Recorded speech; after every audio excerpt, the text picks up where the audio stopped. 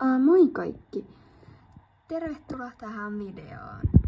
Tässä videossa me näytään kaikenlaista mitä meillä on ja meitä kahta eli kioskityyppejä ette ole varmaan nähnyt, mutta Minecraft-ukkelia olette nähnyt.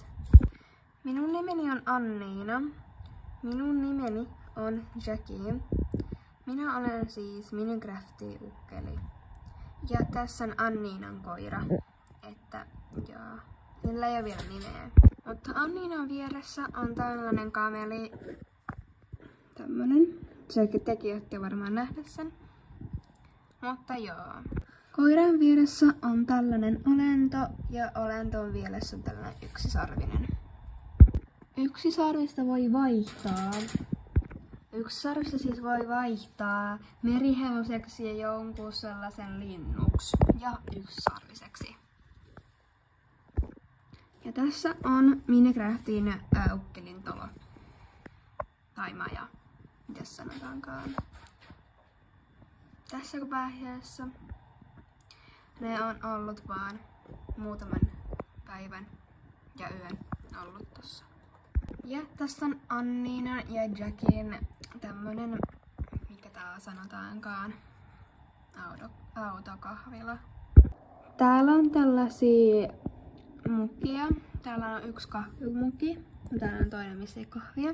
Sitten on tällaisia keksejä, 2. Ja sitten kahvinkone. Ja joo, tässä on sitten tää. On jossain vielä kirjaa, mutta se on jonnekin hävinnyt, niin joo. Ja täällä on tällainen tuli. Et sitten jos yöllä tulee kylmä, niin sitten niin. Tässä on ehkä vettä. Vettä, et jos tulee jano. Et jos näillä ei ole vettä ja sitten ne tarvitsee vettä, niin tästä voi ottaa.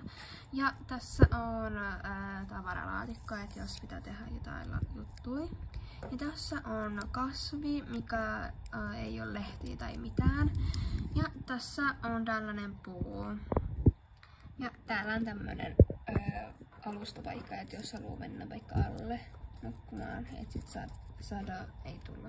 Ja tässä on sitten, jos haluaa mennä päälle, tästä pääsee hyppäämällä. Tai niin. Mutta tää video oli siinä.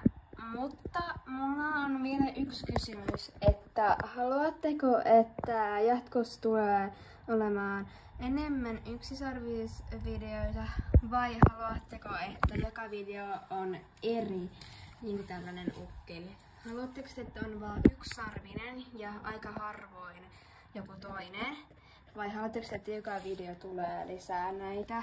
Että sieltä on joku, vaikka tänään oli yksisarvinen, huomenna on vaikka joku lintu ja sitten ylihuomenna on sitten merihevonen, et sitten menee silleen tolleen. Kerrottakaa kommentteihin, niin mä katon ne ja sitten rakennan ne.